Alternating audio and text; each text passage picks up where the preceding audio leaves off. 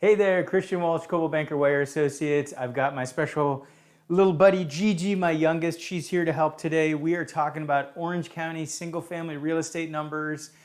And here's your update. Hey Gigi, did the real estate market take a beating? Yes. Yes, it did. It did. Get those gloves up. Show them your gloves. You're gone. Where are you going? Show them your gloves. All right, perfect. Thank you. All right, so here I am today to discuss the Orange County single-family real estate market stats related to COVID-19. And boy, did the market take a beating. You're not going to believe some of these numbers.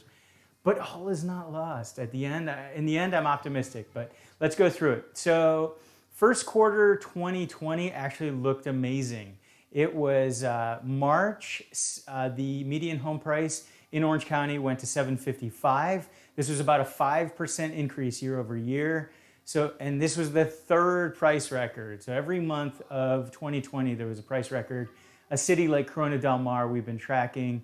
There were 37 sales in the first quarter of 2019. We had 57 sales in the first quarter of 2020. So this was going to be a record-setting year, another amazing year for real estate.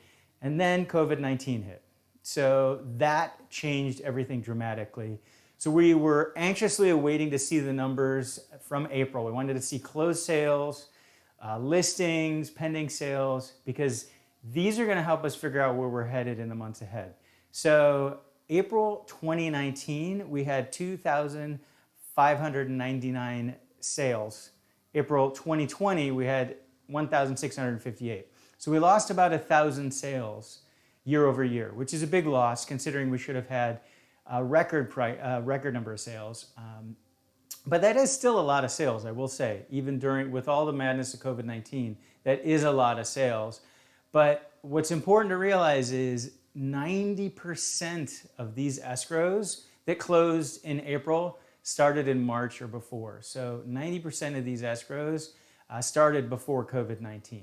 So that's an important point to understand, that COVID-19 really did decimate the market, even though the sales numbers actually aren't terrible. Not great, but not terrible. What is bad are the pending sales. That's where we took an absolute punch to the face, to use our analogy. So there were only 600 pending sales in April in Orange County. This is less than half of the lowest month in over a decade. So this is absolute rock bottom. To give you an idea, April 2019, this is only 20% of that. So we had a drop of 80% in number of homes that went under contract. So what this means is we're going to have absolutely lousy numbers for closings in May and potentially June, because some of those escrows are starting now. So don't be afraid, don't be shocked when you see those numbers for the next couple months. So despite all this bad news, I'm still optimistic. And I don't tend to think of myself as someone irrationally optimistic, but I'm very optimistic. 2008, when the market crashed, a lot of people like to make comparisons. Very different time. One of the major differences to me is that conflict, so to speak, was human versus human. So that was a completely as a result of man versus man, and we created that Ponzi scheme through giving loans to people who shouldn't have them, and values just went up. It was all artificially inflated. That's what crushed the market in 2008.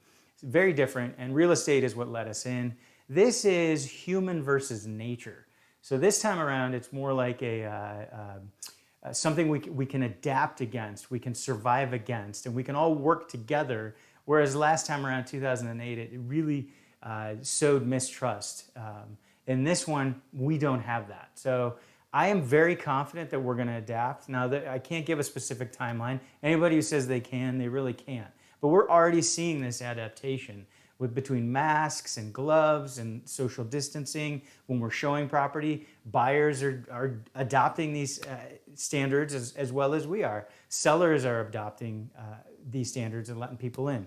So we're seeing a change in patterns, a change in behaviors that ultimately is going to help lead us out of the lousy number of closings we have now. Another important thing is low interest rates. That people are even talking about interest rates below 3%. Now, right now, it is a little tough to get a loan. Some lenders aren't lending to anybody under a 700 credit score and anything less than 20% down, but they will loosen that as we start to move forward. Another interesting thing, I've been having a lot of conversations with clients who I've known a while. Some folks are looking at this as a chance to get their shot. They missed out in 2008 to get a great deal. For whatever reason, they weren't old enough, they weren't in a financial position. But a lot of people I'm talking to, they're optimistic that this is going to be their chance to get into the market.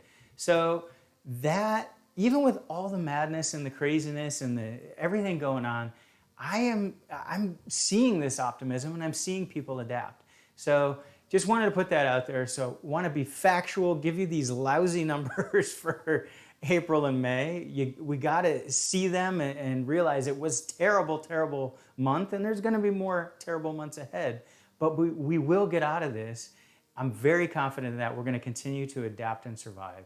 So there's my pep talk for the day. So you got your numbers and you got your pep talk. I hope that helps. Christian Walsh, Coldwell Banker Wire Associates. We're going to keep the content coming. Please let us know any of your burning questions. If you want to know how the market is in a specific place, or if you should buy now, if you should sell now, please reach out, 949-677-3466.